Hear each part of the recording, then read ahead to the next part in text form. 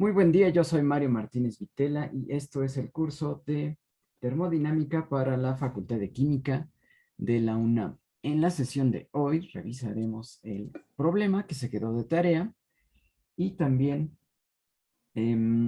haremos una pequeña revisión histórica para compensar ciertas deudas históricas en el papel de la mujer en la ciencia.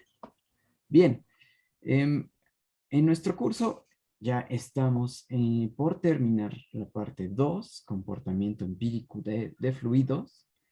Ya vimos una pequeña introducción a la termodinámica, aspectos históricos, observaciones que llevaron a las leyes de los gases y ahora estamos en el tema de factor de compresibilidad y de ecuación de Van der Waals. Bien, cuando terminemos este tema de Van der Waals, ya va a ser tiempo de su primera serie. Ok, entonces en las próximas, probablemente 2 sesiones, vamos a hablar de su serie. Después ya entraremos a la primera ley de la termodinámica. ¿De acuerdo? Entonces, lo que estuvimos platicando la clase pasada fue esta confirmación de que el gas ideal se comporta como una constante en el producto presión-volumen, ¿ok? Y pudimos calcular para el gas ideal a lo que llamamos condiciones normales, esto es 0 grados Celsius y una atmósfera. Para una mol de gas ideal encontramos que ocuparía 22.4 litros, ¿ok? Utilizando una constante de los gases de 0.082. ¿Okay? La constante de los gases más bien se obtiene a partir del volumen que ocupa un gas ideal en condiciones normales. ¿Okay? Bien. Ahora, otra manera de expresar la constante de los gases es a partir del gas ideal y del volumen molar. Este volumen por unidad de mol es una manera usual de encontrar la expresión del gas ideal, ¿no? A partir del volumen molar. Y esta costumbre se queda, el volumen molar, aparece en las demás ecuaciones que llamamos ya no del gas ideal, sino del gas real, como vimos para Van der Waals. Bien, en su tarea teníamos 3 problemas, 2 de los cuales resolvimos aquí en clase. Ustedes en su tarea adjunten todas las operaciones que vimos para los 2 primeros problemas. El primero era obtener la masa molar de un gas a partir de 3 mediciones experimentales, donde, dependiendo de la presión, cambia la densidad del gas. ¿Okay? Un ejercicio de compresión, donde va aumentando la densidad en gramos por litro. ¿Ok? Y obtuvimos una masa molar. Después, en el problema 2, lo que teníamos es una masa a una temperatura de 125 grados Celsius y una presión de 830 milímetros de mercurio. Y esto ocupaba un volumen de 2 litros. Las preguntas eran, ¿qué volumen ocupa esta masa de gas? ¿Cuántos moles hay y cuántas moléculas tenemos? Y también, si el gas fuera amoníaco, ¿cuántos gramos se tendría? Después, el tercer problema que se quedó de tarea, una masa de 536 gramos, ¿ok? Ocupa un volumen de 280 mililitros a 76 grados Fahrenheit y 0.2 libras por pulgada cuadrada. ¿Okay? Aquí ustedes encontraron la temperatura a la cual el gas tiene una densidad de 0.9 gramos por mililitro a la presión de 760 torr. ¿Ok? Así que, bien, les pregunto, En un momento vamos a revisar la resolución del primer problema. Encontrar moles. En estos problemas, a lo que siempre tenemos que optar es a encontrar los moles. Son datos, los tengo que calcular, dónde están los moles. Y después, una vez que tenga los moles, podemos empezar a encontrar las respuestas a partir de la ecuación del gas ideal. Cuando pasemos a gases reales, es el mismo racional. ¿Dónde están esos moles de este ahora gas real? Aquí en este primer problema teníamos la posibilidad de encontrar cuántos moles cabían en este gas, ¿no? Que estamos comprimiendo, ¿ok? Encontramos que a mayor compresión, pues hay un mayor número de moles, caben más moles en ese litro que estamos comprimiendo y por ello va aumentando la densidad. Utilizamos la ecuación del gas ideal a 300 Kelvin por cada litro, ¿ok? En cada litro que tenemos en estas compresiones, ¿cuántos moles tenemos? ¿Ok? Allí fue el truco, que sustituimos el volumen de un litro, ¿ok? Después, una vez que teníamos los moles, pudimos calcular una masa molar promedio en cada uno de esos momentos, ¿no? En cada una de esas compresiones, usamos la densidad para encontrar la masa molar promedio. ¿Ok? Después en el problema 2, lo que hicimos fue ir a buscar moles. ¿Ok? Aquí estaba directamente encontrar esa presión, 830 milímetros de mercurio, que son 1.092 atmósferas, en un volumen de 2 litros a la temperatura de 125 grados Celsius, que son 398.15 Kelvin. Encontramos los moles de esta masa de gas. ¿Ok? Después, con el factor de conversión, que es el número de Avogadro, que nos dice que en un mol existen 6.022 por 10 a la 23 moléculas, encontramos cuántas moléculas hay en esa masa, ¿ok? Que resultaron ser 4 por 10 a la 22 moléculas de gas. Bien, después encontramos que si esto fuera, bueno, ¿qué volumen ocupa el gas en condiciones normales? Moles por RT entre la presión, que en condiciones normales quiere decir una atmósfera, ¿ok? Así encontramos que este volumen es de 1.5 litros. Después, la última pregunta,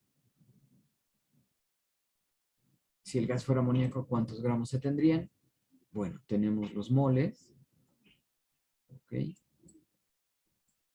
Y multiplicamos por la masa molar del amoníaco, 17, ¿ok? Con ello, moles con moles desaparece, y si esto fuera amoníaco, tendríamos 1.14 gramos de amoníaco.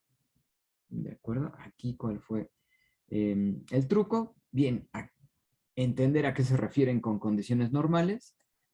Una atmósfera, 0 grados Celsius. Después, entender que para pasar de moles a moléculas utilizamos el número de Avogadro. Y después, en la parte C, si necesitamos convertir a gramos, desde moles empleamos la masa molar del compuesto. ¿Okay? En este caso, el compuesto, si fuera amoníaco. Bueno, ahora, no sé si tengan dudas de estos dos problemas que vimos la clase pasada.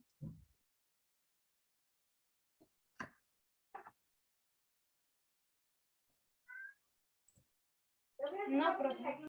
Muy bien.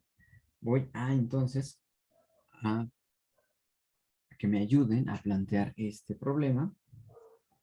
Dice, una masa de 0.536 gramos de un gas ideal ocupa un volumen de 280 mililitros a 76 grados Fahrenheit y 0.2 psi, es decir, libra por pulgada cuadrada, manométrica, y determine la temperatura a la cual el gas tendrá la densidad de 0.9 gramos por mililitro a la presión de 760 torr.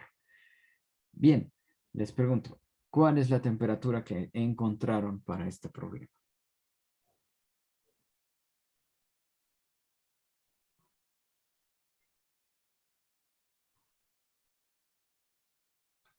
A mí me dio 46.12 Kelvin.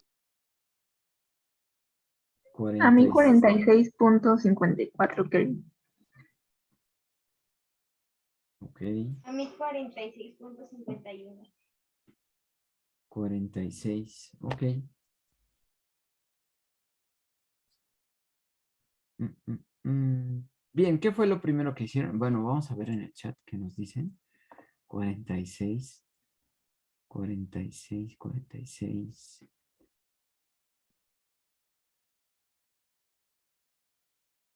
Ok, 46 Kelvin.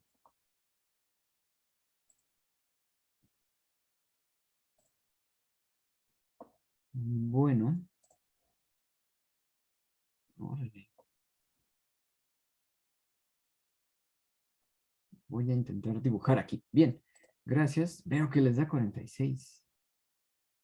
Vamos a que me ayuden a ver cómo obtuvieron 46. Bien, ¿qué fue lo primero que hicieron? Conversiones. Conversiones, exactamente, hablar el mismo idioma. ¿Cuál es la primera conversión que podemos hacer? A ver, 760, 76 Fahrenheit lo convirtieron a... A Kelvin. Muy bien, ¿cuántos son 76 grados Fahrenheit en Kelvin?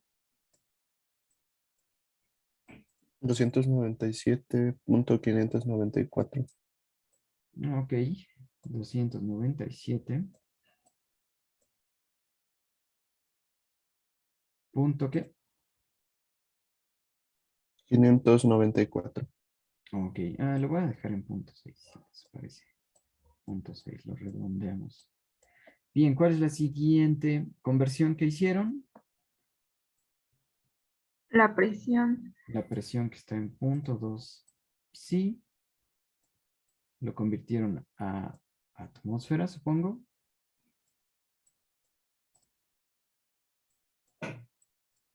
¿Qué valor les dio?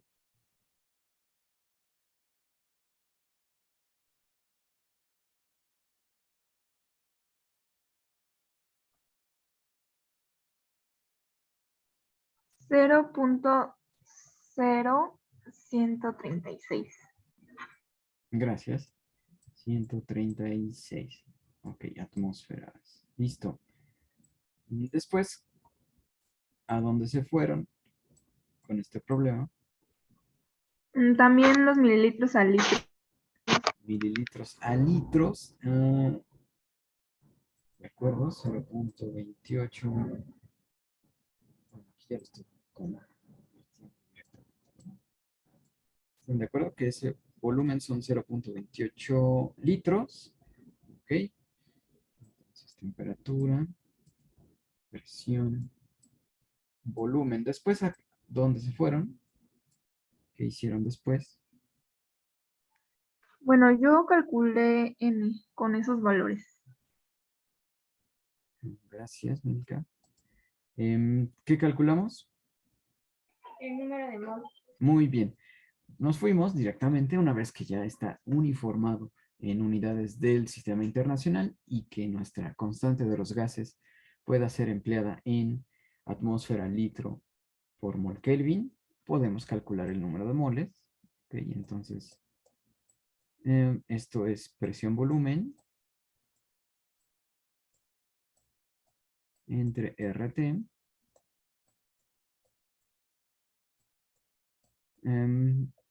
Sustituimos 0.013 atmósferas acá arriba por 0.28 litros entre 0.082 por la temperatura 297.6. Así que, ¿qué moles obtienen?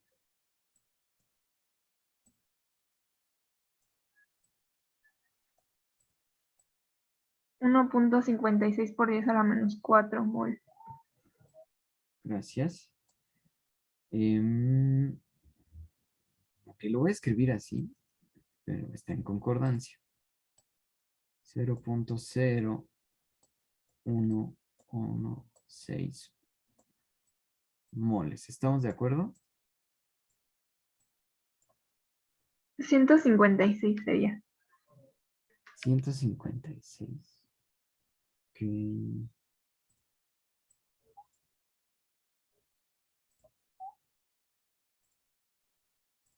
Bien.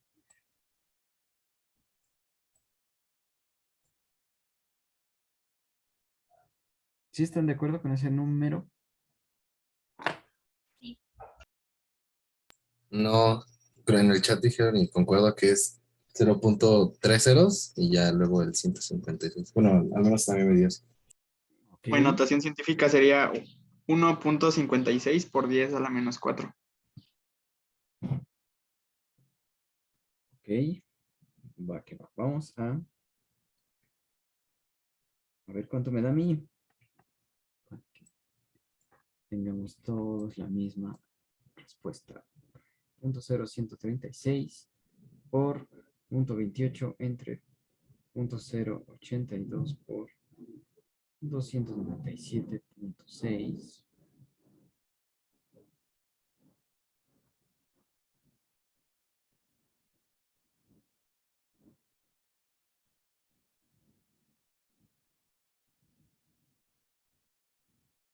Ok. 1.56. Me faltó un 0 ahí. Sí, es mejor que lo apuntemos con notación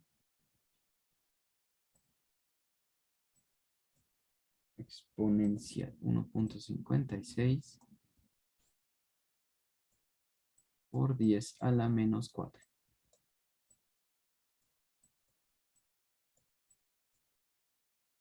Muy bien. Después, ¿a dónde se fueron? Ya que tenemos el número de moles. ¿Qué hicieron con eso?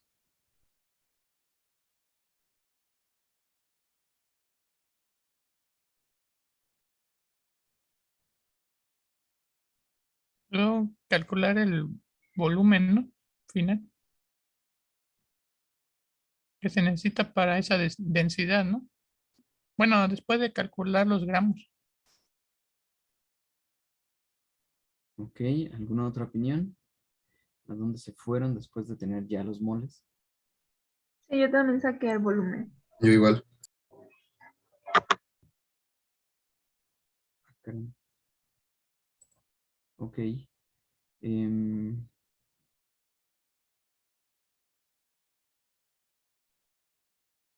bueno, dije a caray porque me salió un anuncio de Zoom y nunca salen anuncios. Pero sí. Bueno,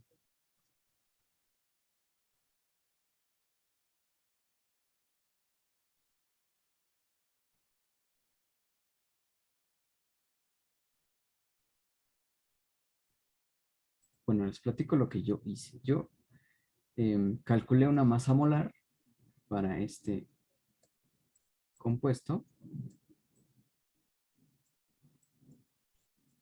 ya que tenemos la masa, que son 0.536 entre el número de moles, y calculé una masa molar. ¿Ok? 46 gramos por mol. ¿De acuerdo? Mm,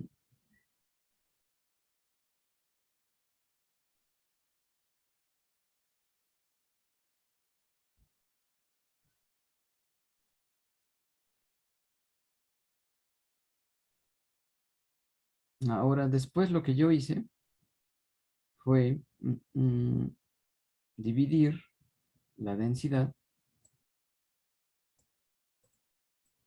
en gramos por litro, gramos por mililitro. Bueno, ¿ustedes después qué hicieron? ¿Cómo encontraron finalmente la temperatura?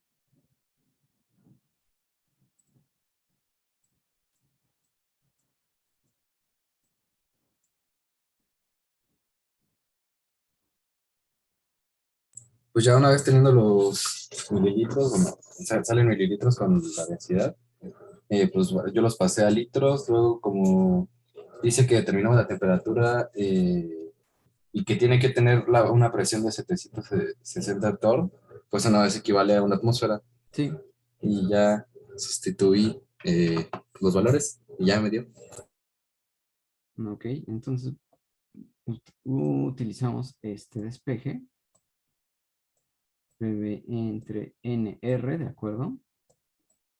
Entonces, si me pueden ir dictando. Bueno, aquí ya nos adelantaron que es una atmósfera. Después, ¿qué volumen usaron?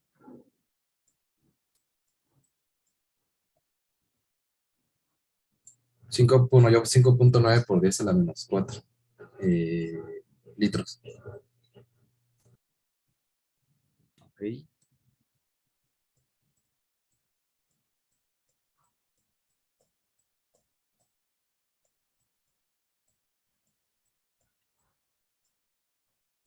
¿Qué moles usaron?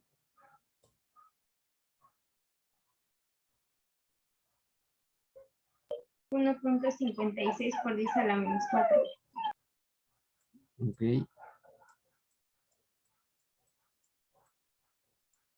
Y 0.082. ¿Qué resultado da en esta operación?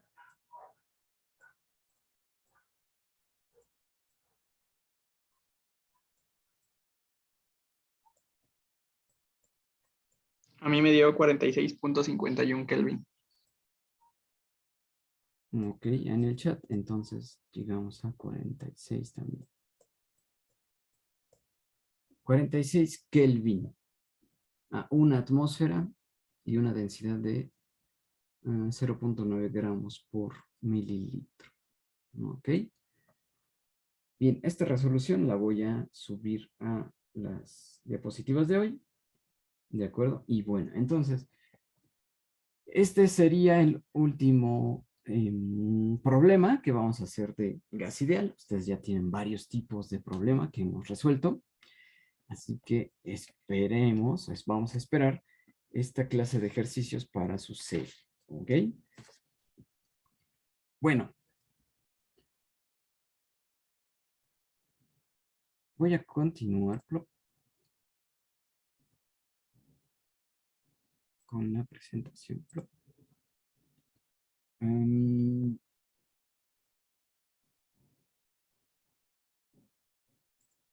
Bien, Disculpe, profesor, dime. ¿y usted para qué entonces sacó los 46.12 gramos sobre mol?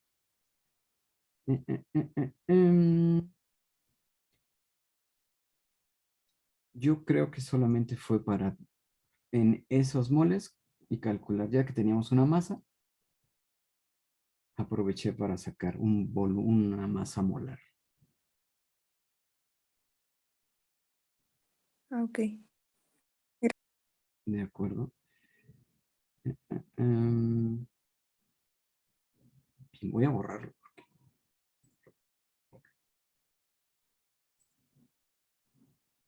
Bien, entonces, esta clase de gases, ya vimos, gas ideal se comporta como esta línea azul, PV igual a una constante, pero solo ocurre en la parte alta del diagrama, ¿ok?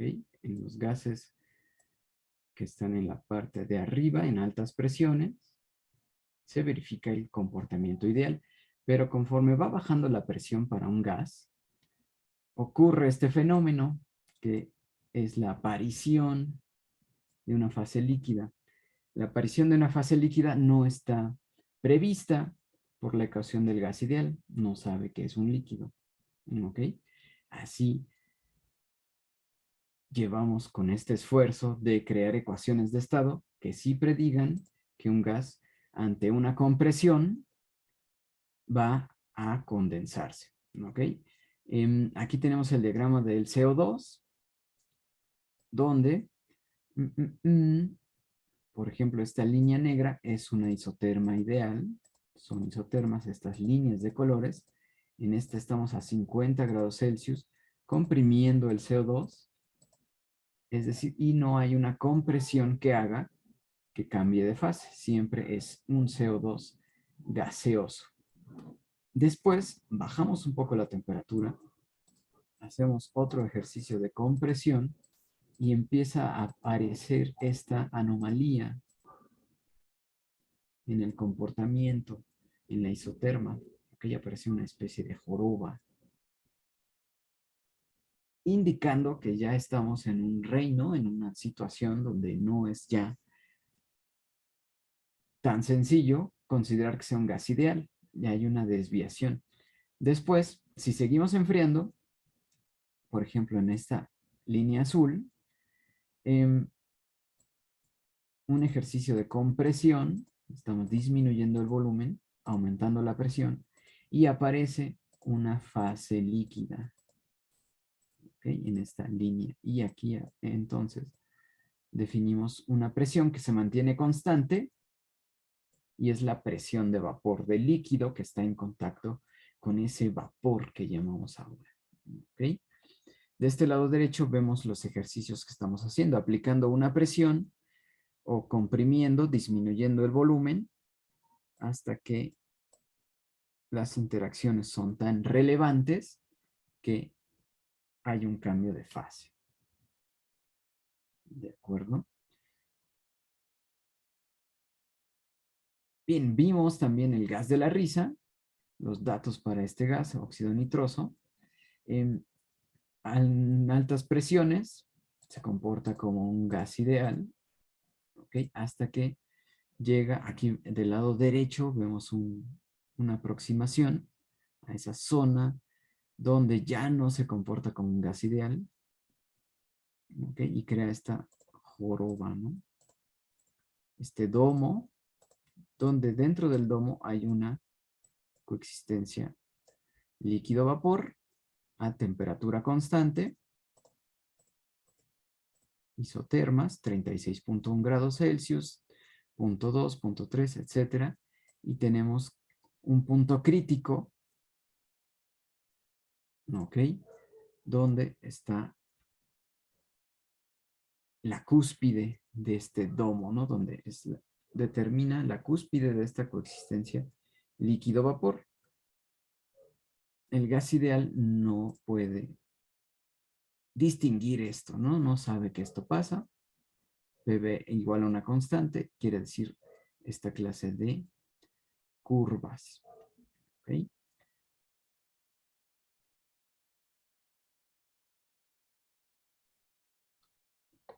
Bien, y definimos también la clase pasada al factor de compresibilidad que llamamos Z, que nos dice un valor de compresibilidad, de factor de compresibilidad de 1, ¿ok? Nos define un gas perfecto en cualquier presión.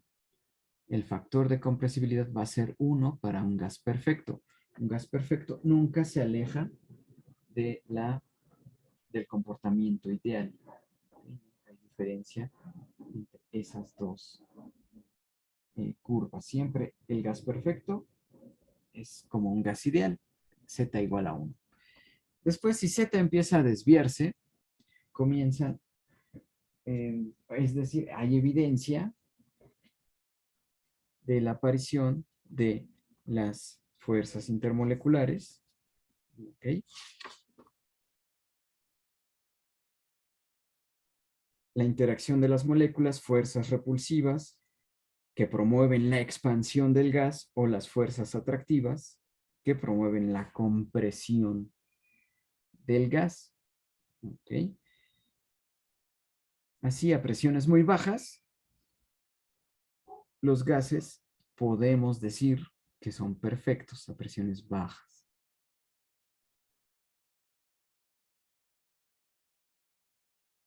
¿Okay? Si comprimimos demasiado un gas, empiezan a aparecer las fuerzas repulsivas, ¿okay? Como en este caso el hidrógeno. ¿Okay?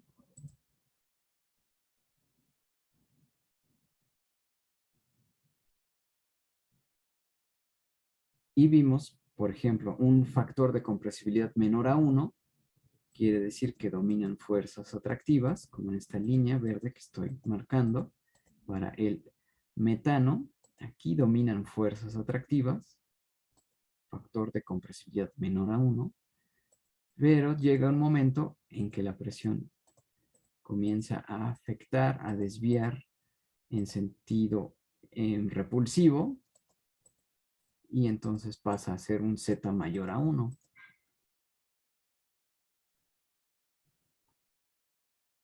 Ok, aquí para el gas óxido de nitroso, vemos que el factor de compresibilidad de este lado, Z, contra la presión atmosférica, vemos en la parte de arriba el Z igual a 1, es decir, esperaríamos que si se comporta igual que un gas ideal, esta línea siempre fuera igual a esta, pero no es así, sino que se desvía hacia abajo, zetas menores a 1, ¿ok? Y podemos observar cuando cambian las dominancias de las fuerzas intermoleculares, es decir, por ejemplo, en esta de 75 grados Celsius, dominan fuerzas atractivas, ¿ok? Y después, a cierta compresión, empiezan a dominar las fuerzas repulsivas y se empieza a elevar el factor de compresibilidad. ¿Okay? Estos perfiles, entonces, para un gas nos dicen en qué momento dominan las fuerzas atractivas y en qué momento comienzan a dominar las fuerzas repulsivas. ¿Okay?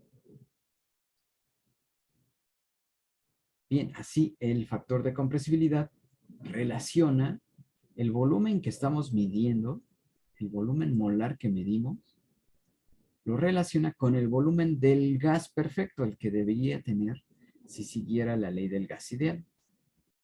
Está poniendo a competir estos dos volúmenes molares. Lo que medimos contra lo que debería ser si fuera un gas ideal. ¿Okay? Así si sustituyen la ecuación del gas ideal aquí, les queda PNRT. Esto lo escribo en vez de el volumen 0, el volumen del gas perfecto, del gas ideal.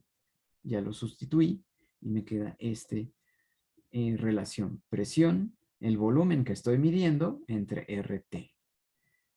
¿Ok? Y así podemos ver en esta gráfica cómo va cambiando el factor de compresibilidad con la presión, cuánto se aleja del gas ideal.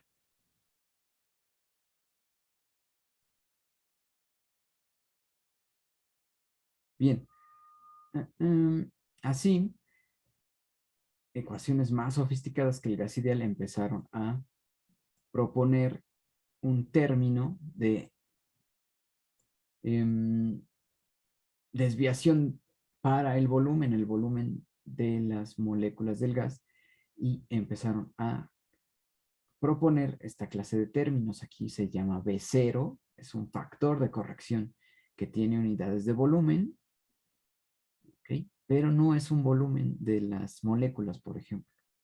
Se le ha llamado de esa forma, se le ha llamado covolumen, el volumen que pueden ocupar las moléculas, pero en realidad es un factor de corrección, ¿okay? No tiene un sentido físico tan accesible, ¿okay?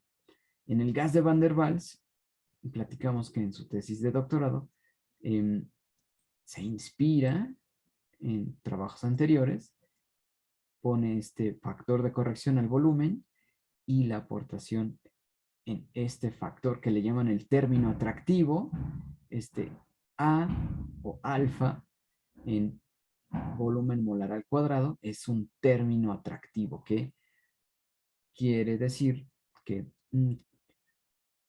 toma en cuenta las interacciones moleculares. Es decir, Van der Waals toma en cuenta un factor de corrección para el volumen y un factor que incluye las fuerzas intermoleculares en este A en B al cuadrado. ¿Ok? En próximas sesiones vamos a modificar esta presentación de Van der Waals.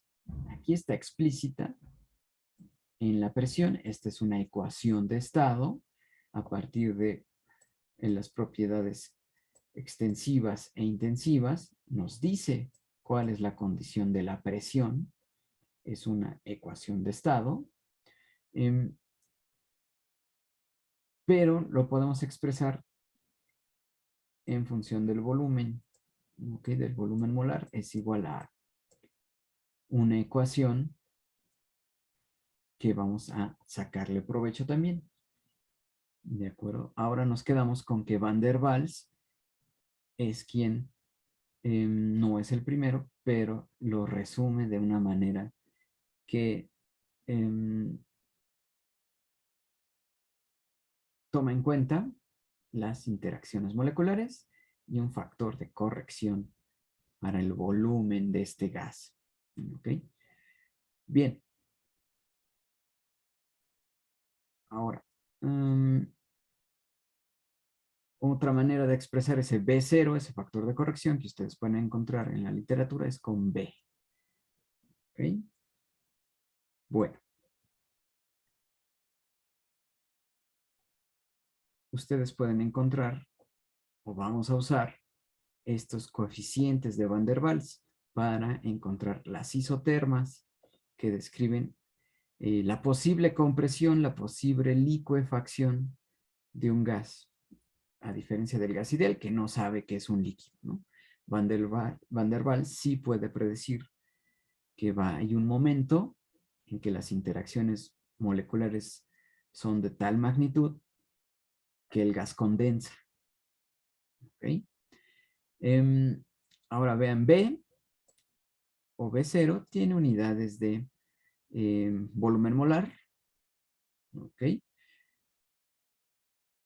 Para que sea congruente con esta resta, necesariamente son unidades de volumen molar. Y A o alfa necesariamente tiene unidades de volumen molar al cuadrado. ¿Ok? Volumen molar al cuadrado. De ahí este 6, que es un volumen al cuadrado, y este menos 2. ¿Ok? De allí viene, de que necesariamente las unidades de este coeficiente de Van der Waals son de volumen molar al cuadrado. ¿Ok? Muy bien. Ahora, en esto nos quedamos, ¿no? Este fue un pequeño repaso de lo que estuvimos platicando las sesiones pasadas y con lo que vamos a continuar en las próximas 2 sesiones, me parece. Estudiar más ecuaciones del gas real. Bien. Ahora, les platicaba al inicio que me gustaría hacer una pequeña compensación histórica.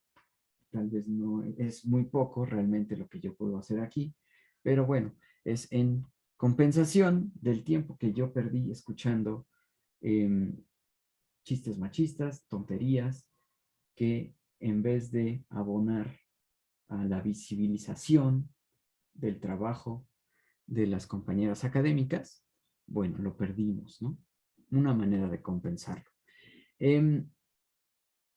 A lo largo de la historia, hemos tenido aportaciones que se han pasado por alto, ¿ok? Por una razón que la persona que propuso estos avances era mujer, ¿ok? Así se invisibilizó el trabajo de estas compañeras. Bueno, aquí les voy a platicar de algunos ejemplos. Hay muchísimas más mujeres que han sido invisibilizadas. También es tarea de ustedes y mía seguir compensando, ¿no? Esto. La primera persona de la que quiero hablar es Eunice Foote, que en 1856 ella hace una serie de experimentos con gases con CO2, con vapor de agua, con metano, ¿ok? En los que mide volúmenes, mide temperaturas y define entonces, publica sus conclusiones en lo que ahora le llamamos el efecto invernadero, ¿ok? La causa del calentamiento global, ¿ok? El efecto invernadero, ¿ok? El calentamiento gradual de la atmósfera de la Tierra. Y bueno, Eunice lo publica en 1856, pero este trabajo históricamente se ha atribuido a John Tyndall y a Svante Arrhenius, dos científicos que también tienen aportaciones al efecto invernadero.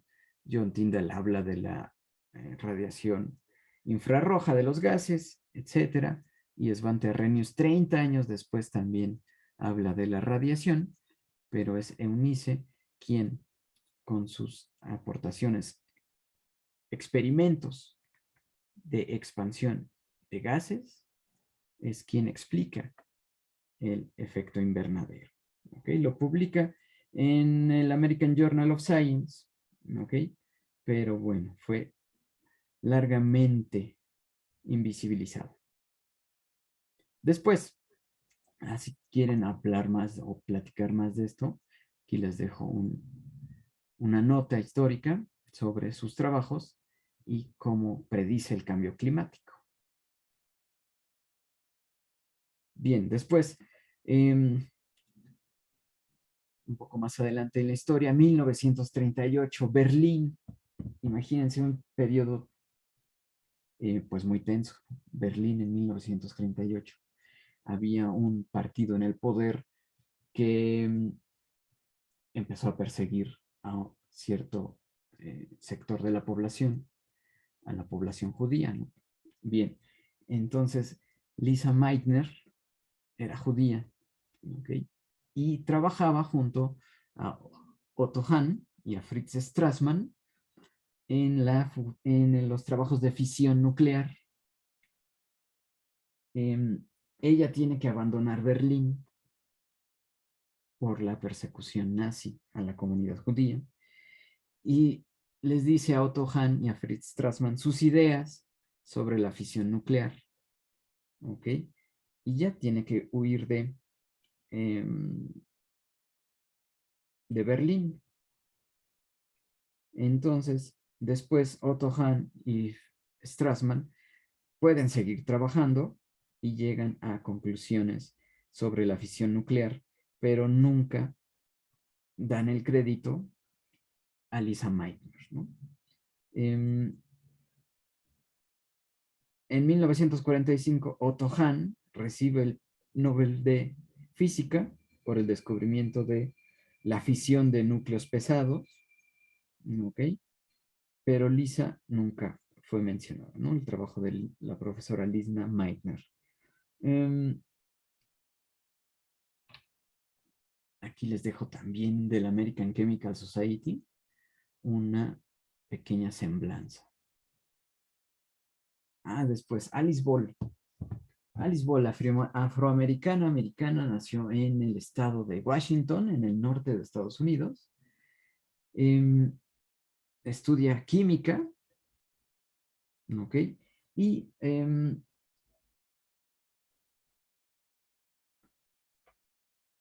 por petición de varias personas, le piden si no puede encontrar una manera de mejorar un tratamiento que ya existía contra la lepra. ¿Ok? Es una infección bacterial que ha estado presente en la humanidad mucho tiempo. Hubo tratamientos tradicionales. Uno de ellos es usar una planta, un árbol, que se llama el aceite de chaulmubra, ¿ok? Una planta muy usada en India y en China, que parecía aliviar los efectos de la lepra. pero había complicaciones porque no se puede inyectar directamente este aceite de este árbol, ¿ok? Así que no se lleva con la sangre. Es un aceite que es incompatible con la sangre. Lo que hace Alice Ball es que, vean, un aceite o una grasa, un triglicérido, tiene un núcleo que viene del glicerol, que podemos identificar con el glicerol, la glicerina. ¿Ok? Tiene 3 oxígenos. Y después, en el glicerol, aquí hay hidrógenos. ¿Ok? Hay 3 grupos hidroxilo. Pero en un triglicérido o en un aceite, hay cadenas de carbonos. ¿Ok? Largas, muy largas. Es decir, regiones no polares. Esto es lo que tenemos en nuestras lonjitas. Triglicéridos. ¿Ok? Que está presente en la manteca, en el aceite de girasol, en el aceite de palma, en el aceite de chaul mugra. ¿Okay? Este material, estos triglicéridos, son insolubles en agua, insolubles, incompatibles con la sangre. ¿Okay? Entonces lo que hace Alice Ball es que rompe estos enlaces, ¿okay? Y crea entonces, se queda nada más con el ácido que llamamos el ácido graso, ¿okay? Mediante una reacción que me parece es de transesterificación, crea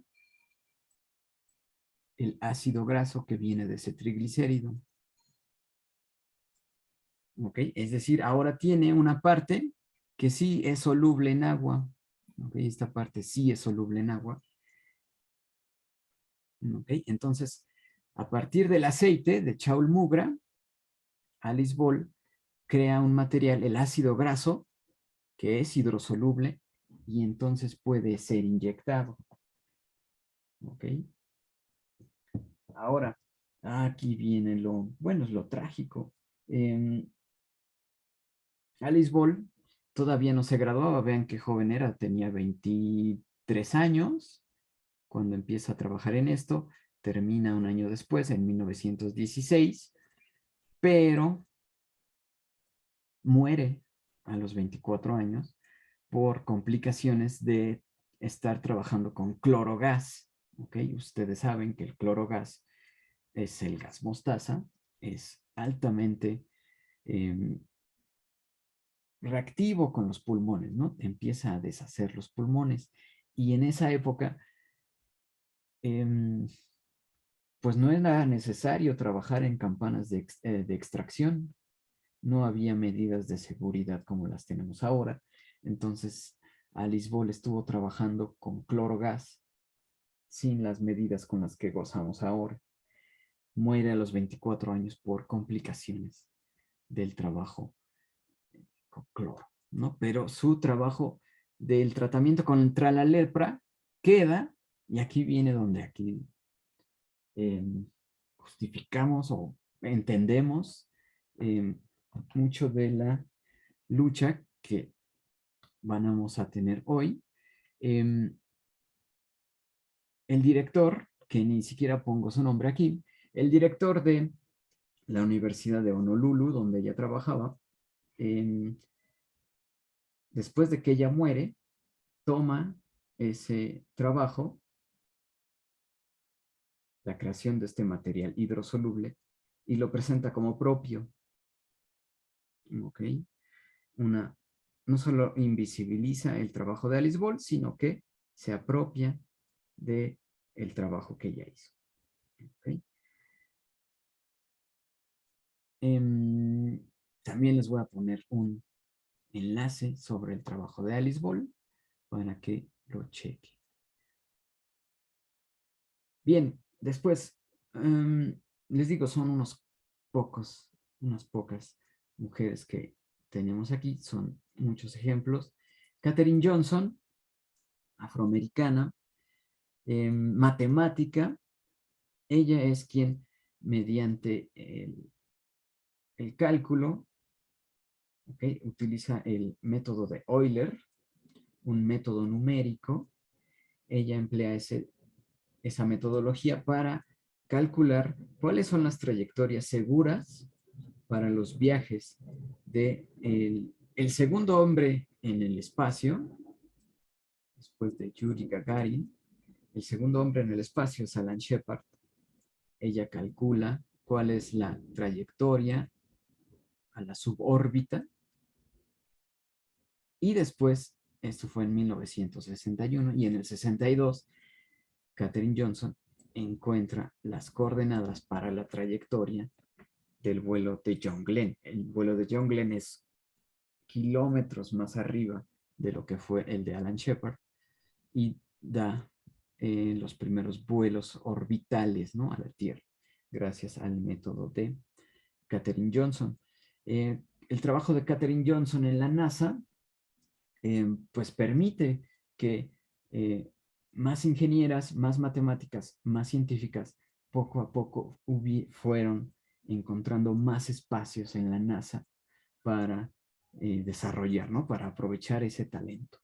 De hecho, hay una película que se llama Hidden Figures, que les recomiendo, donde se cuenta la historia de Katherine Johnson y de todo su equipo de mujeres calculadoras que tenían en el sótano de uno de los laboratorios de propulsión a chorro de la NASA. ¿Okay? Ella cuenta su historia, me parece, en el libro que se llama Hidden Figures y que después se hace la película. Bueno, por último, les platico de Rosalind Franklin, quien en 1952, ella toma la foto en rayos X de la doble hélice del ácido desoxirribonucleico. ¿Ok? Ella descubre la doble hélice del ADN. Esto es atribuido a Watson y Crick, que trabajaban allí, ¿ok? Y lo publican también, Rosalind Franklin publica en la misma revista en la que Watson y Crick también lo publican, ¿ok?